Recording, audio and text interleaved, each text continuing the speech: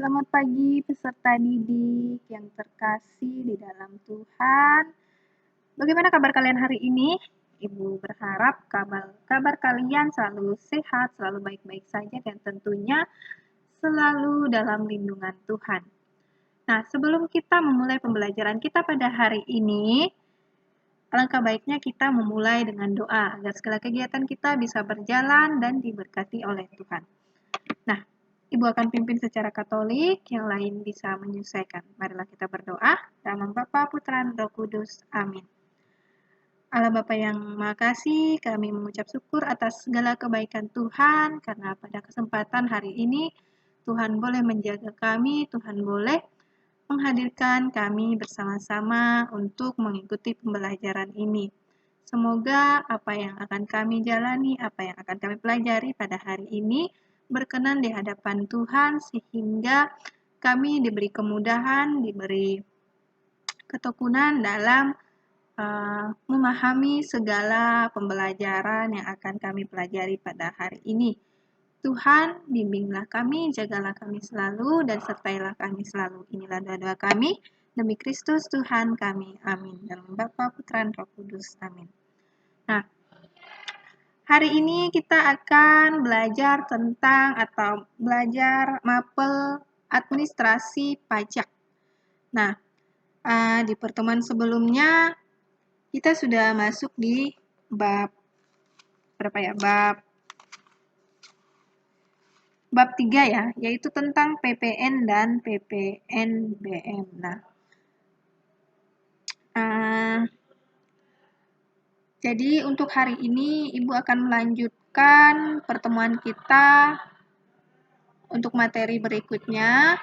Harapan Ibu, materi yang kemarin dan sudah Ibu jelaskan atau yang sudah Ibu kirim baik melalui PDF maupun dari YouTube, anak-anak sudah mengakses, anak-anak sudah mendownload atau anak-anak sudah menonton dan membaca serta mendengarkan materi yang sudah saya jelaskan atau materi yang sudah saya berikan kepada anak-anak.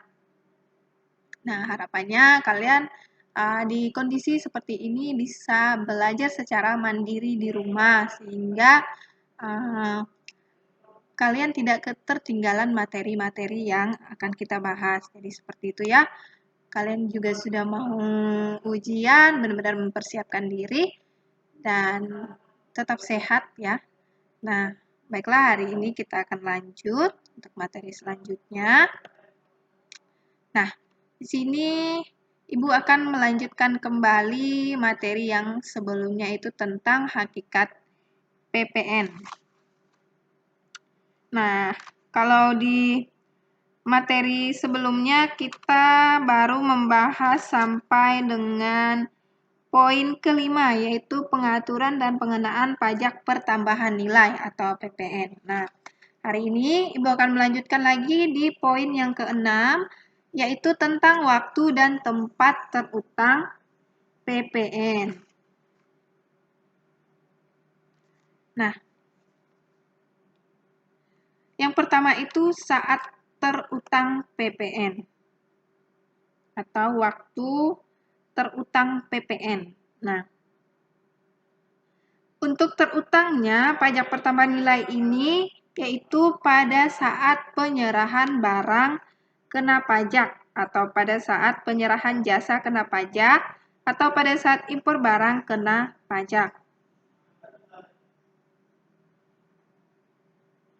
Kemudian sedangkan untuk tempat terutangnya PPN ini yaitu terutang di tempat tinggal dan tempat kedudukan, dan tempat kegiatan usaha dilakukan atau tempat lain yang ditentukan oleh Direktur Jenderal Pajak.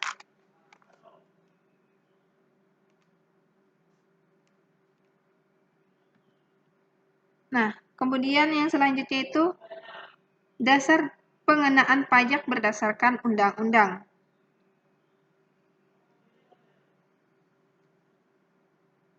Nah, dasar pengenaan pajak PPN merupakan istilah yang mengacu pada penggunaan nilai tertentu sebagai dasar perhitungan untuk menentukan besarnya pajak pertambahan nilai atau PPN yang harus dipungut.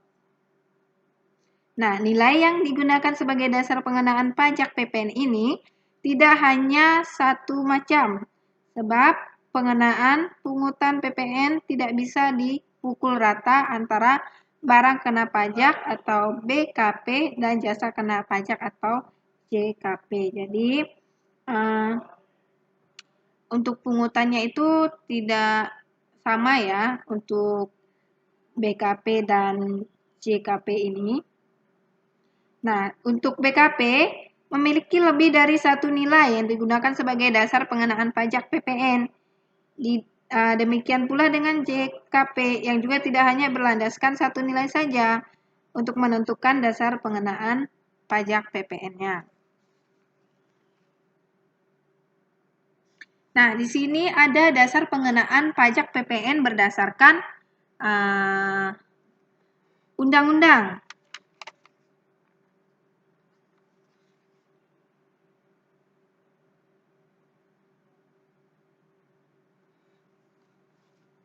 Yang pertama itu harga jual. Dasarnya itu adalah harga jual. Apa sih yang dimaksud dengan harga jual? Nah, yang dimaksud dengan harga jual di sini yaitu nilai berupa uang termasuk semua biaya yang diminta atau seharusnya diminta dalam penyerahan barang kena pajak. Seperti biaya pengiriman, biaya garansi, komisi, premi, asuransi, biaya pemasangan, biaya bantuan teknik, dan biaya-biaya lainnya. Nah, beberapa nilai yang bukan merupakan unsur harga jual sebagai dasar pengenaan pajak, pertambahan nilai atau PPN, dan potongan harga adalah potongan tunai atau rabat yang dicantumkan dalam faktur pajak. Kemudian yang kedua, penggantian. Dasarnya itu penggantian.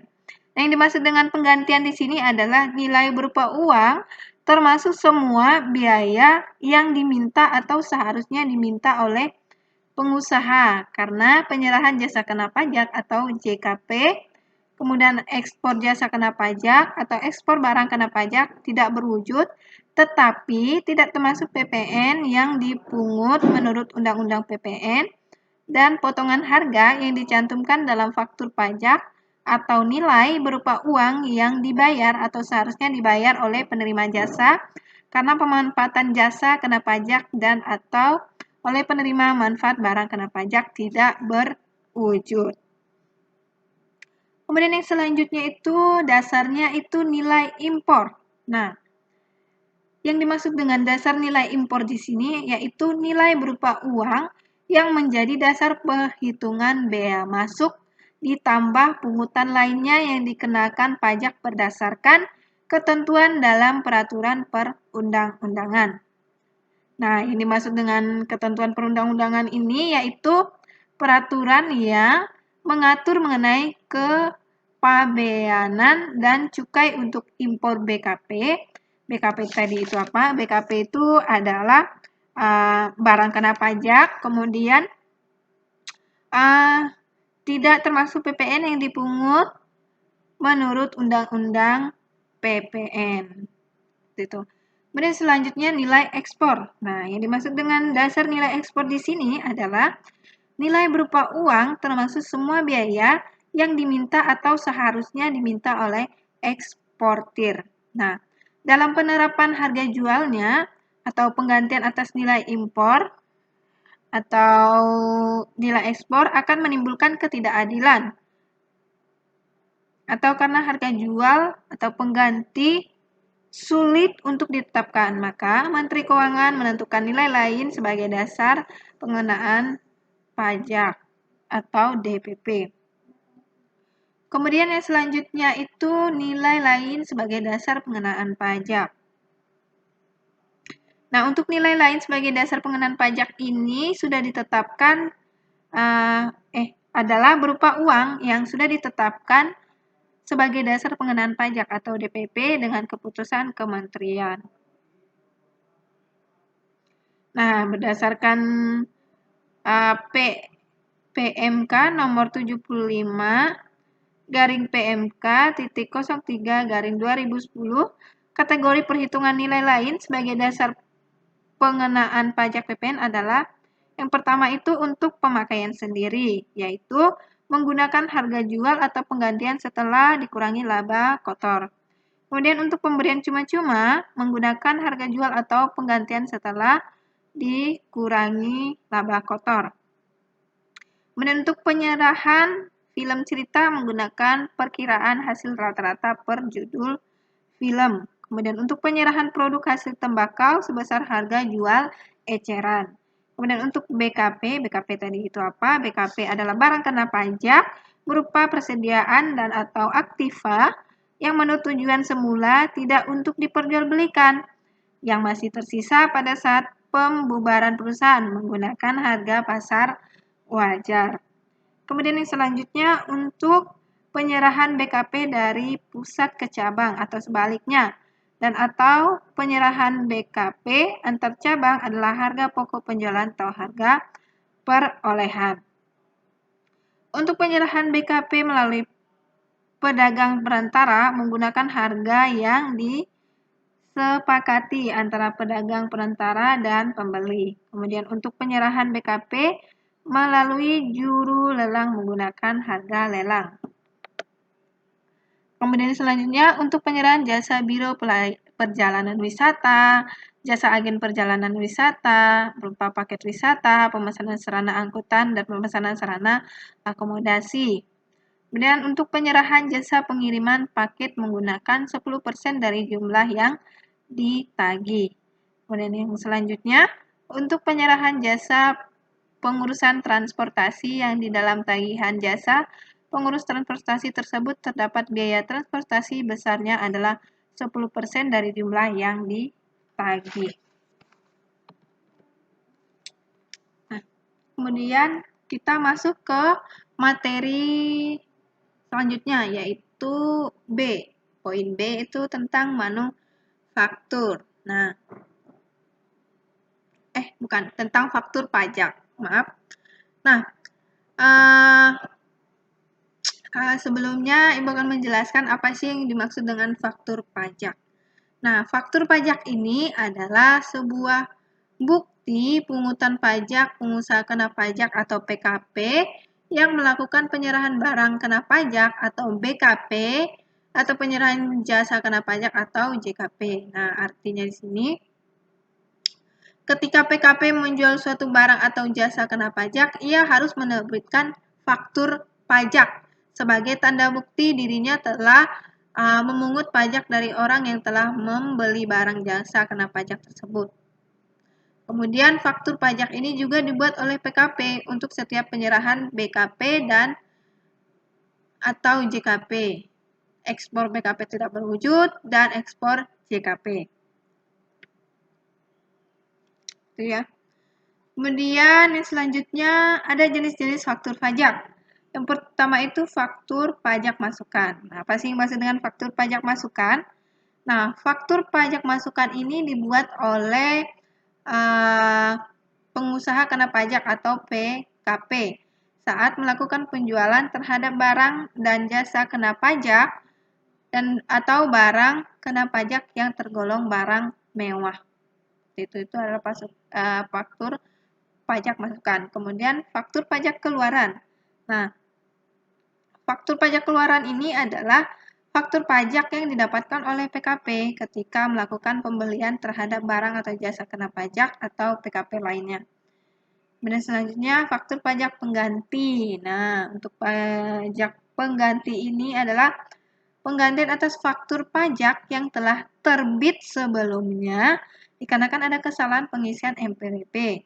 Sehingga harus dilakukan pembentulan agar sesuai dengan keadaan yang sebenarnya. Jadi ketika ada kesalahan dalam penulisan faktur yang sebelumnya yang sudah kita terbitkan, nah kita bisa memperbaiki atau mengganti dengan faktur pajak pengganti agar pajaknya itu sesuai dengan keadaan sebenarnya. Seperti itu. Kemudian faktur pajak gabungan. Nah, faktur pajak gabungan ini adalah faktur pajak yang dibuat oleh PKP yang meliputi seluruh penyerahan yang dilakukan kepada pembeli barang atau jasa kena pajak yang sama selama 1 bulan kalender. Kemudian selanjutnya, faktur pajak digunggung. Nah, faktur pajak digunggung ini adalah faktur pajak yang tidak diisi dengan identitas pembeli seperti nama, tanda tangan penjual. Nah, faktur pajak digunggung ini hanya digunakan oleh PKP pedagang eceran.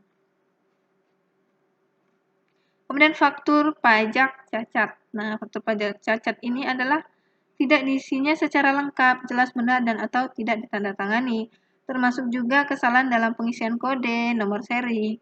Nah, faktur pajak cacat ini dapat dibetulkan dengan membuat faktur pajak pengganti. Nah, kemudian yang selanjutnya itu ada faktur pajak batal. Nah, apa sih yang dimaksud dengan faktur pajak batal ini? Nah, yang dimaksud dengan faktur pajak batal di sini yaitu faktur yang dibatalkan karena adanya pembatalan transaksi. Nah, pembatalan ini juga seharusnya itu dilakukan ketika ada kesalahan seperti pengisian NPWP dalam faktur pajak. Seperti itu. Nah, sedangkan menurut Undang-Undang PPN itu terdapat 3 jenis faktur pajak. Yang pertama itu faktur pajak standar.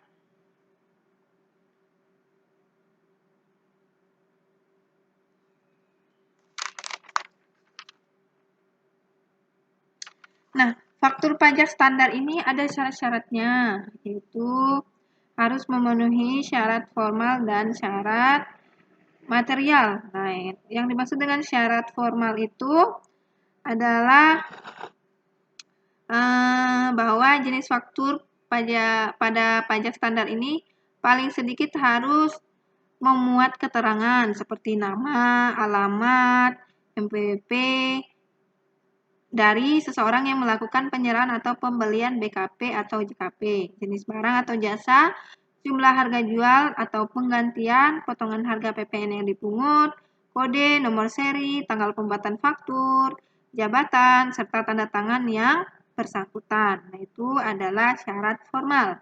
Kemudian yang kedua itu ada syarat material. Nah, syarat material ini di mana dalam pembuatan faktur standar itu adalah barang yang diserahkan itu benar, baik secara nilai maupun jumlahnya.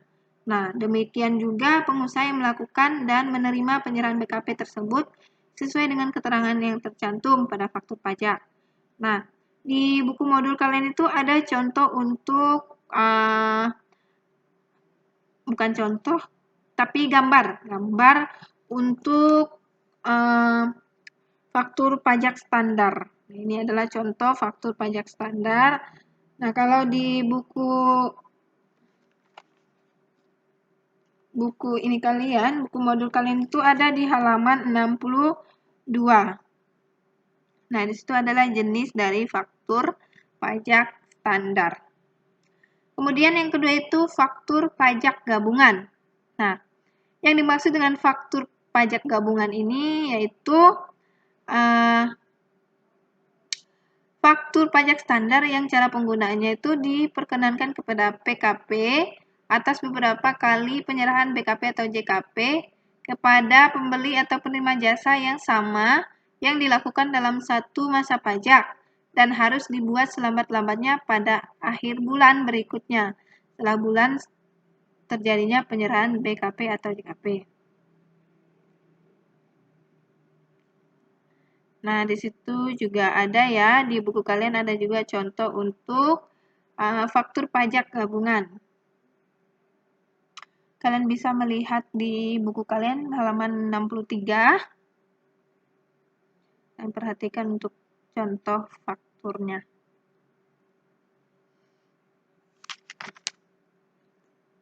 Kemudian selanjutnya faktur pajak sederhana.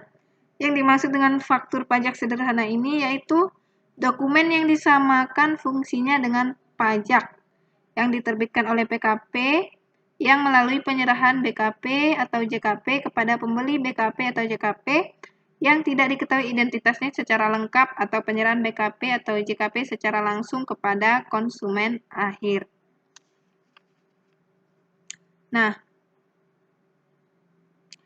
Ada pula dokumen tertentu yang kedudukannya dipersamakan dengan fungsi pajak, yaitu dokumen yang tidak memiliki format sebagai faktur pajak pada umumnya, tetapi dipersamakan kedudukannya. Contohnya itu seperti tagihan listrik, tagihan pemakaian air, tagihan telepon seluler, dan lain sebagainya.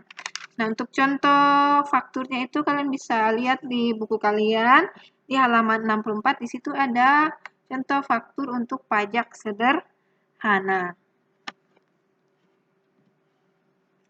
Dan selanjutnya fungsi faktur pajak.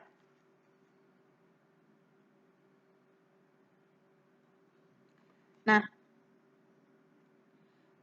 faktur pajak ini memiliki beberapa fungsi. Yang pertama itu sebagai bukti pemungutan bagi PKP yang menyerahkan barang kena pajak, jasa kena pajak. Yang kedua itu sebagai bukti pembayaran PPN yang dilakukan oleh pembeli, BKP, dan JKP kepada pengusaha. Kemudian yang ketiga, sebagai sarana mengkreditkan pajak masukan bagi PKP yang membeli BKP.